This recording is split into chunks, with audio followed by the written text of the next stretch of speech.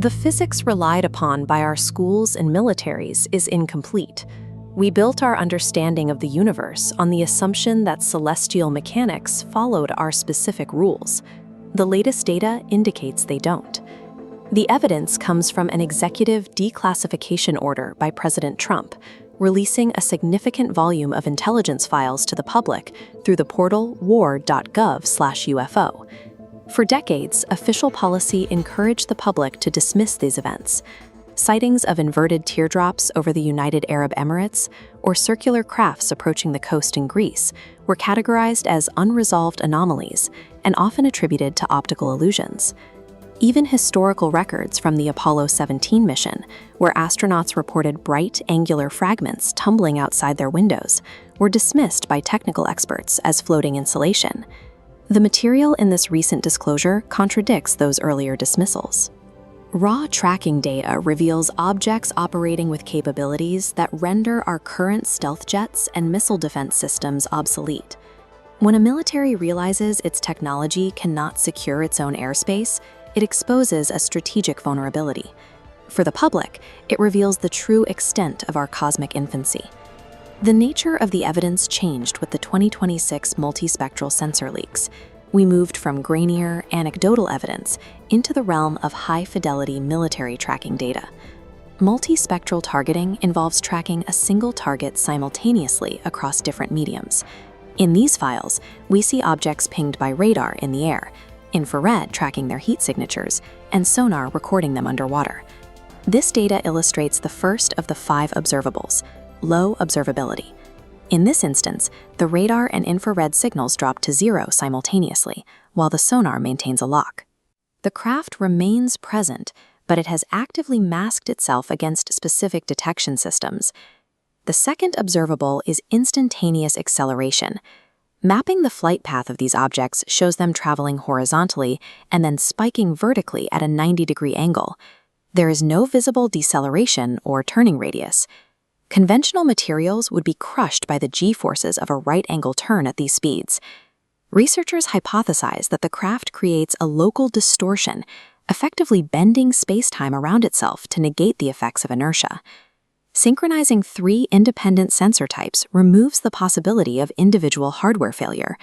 We are left with physical, intelligently controlled objects that operate outside our current aerodynamic models. That control extends to transmedium travel.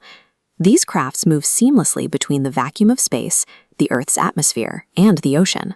Tracking data shows a craft entering the water at 3,000 miles per hour without displacing a single drop.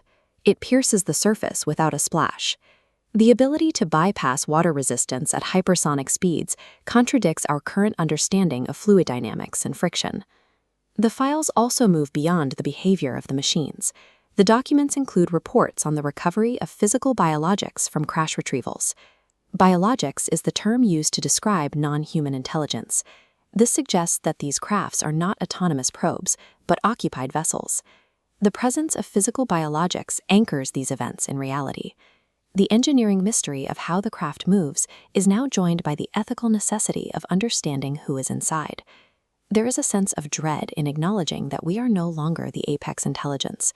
Our current defenses provide no deterrent against the technology documented in these files.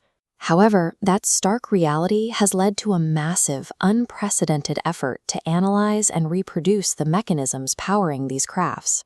Propulsion that negates inertia relies on power sources far beyond our current grid. Researchers are analyzing these energy signatures with the aim of adapting the technology for global power generation, which would offer a pathway toward high-output energy alternatives that operate independently of carbon-heavy infrastructure. This transition requires an overhaul of our scientific models, supported by the current mandate for systemic transparency and public access to intelligence data. While the government is declassifying the data, the public must now integrate the existence of non-human intelligence into our cultural and social systems. We spent centuries looking up and assuming we were the only observers. We are now learning to navigate our place in a Curious. What you are looking at is the physical reality of an 80-year classification wall. For decades, the public has hit a dead end trying to pull raw data on unidentified anomalous phenomena out of the government archives. Officials managing these archives have historically deflected inquiries by citing national security as a universal justification for total secrecy. But that shield cracked in 2026. This is Senator Mike Rounds, who co-authored the Schumer-Rounds Amendment.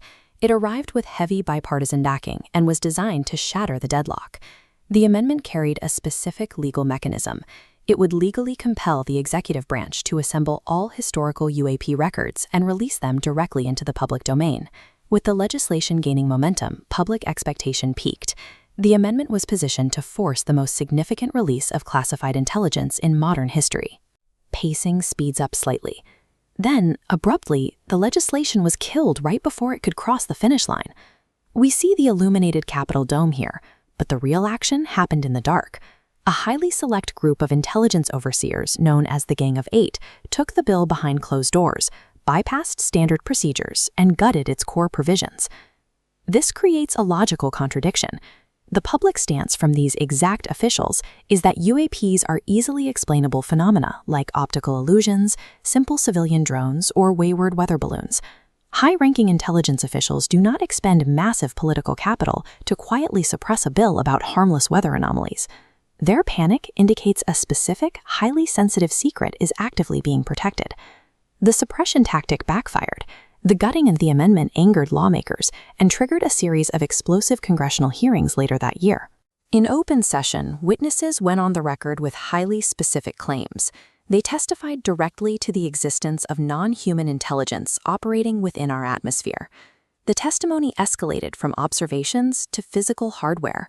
Lawmakers heard under oath that the government has actively retrieved crashed craft of non-human origin. If you approach this as a skeptic, consider the logistics of that claim. You cannot physically recover an anomalous craft unless you have a vast, hyper-advanced tracking infrastructure already in place to see it fall. A retrieval operation requires knowing exactly where an object fell, which implies that the tracking network used to detect these objects is as sensitive and operational as the artifacts themselves. This surveillance layer represents a level of technical capability that remains completely classified. Mapping this infrastructure starts in orbit. The military tracks unidentified objects entering the atmosphere using a dense web of space-based sensors. These emblems belong to the agencies doing the actual watching. The National Reconnaissance Office acts as the primary intelligence branch capturing high-definition orbital data. The NRO coordinates directly with the Space Force. Together, they scan the atmosphere, they identify anomalies, and log the initial sensor data. Standard satellite intelligence follows a rigid chain of command, but specific anomalous tracking data is diverted and funneled into a completely isolated silo.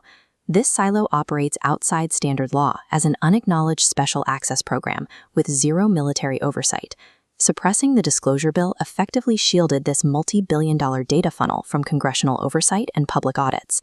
With the data funnel identified, lawmakers launched a retaliatory strike, introducing a revised bill known as Schumer-Rounds 2.0. The core mechanism of the new legislation mandates the total declassification of all UAP records that are older than 25 years. That timeline is a calculated legal maneuver.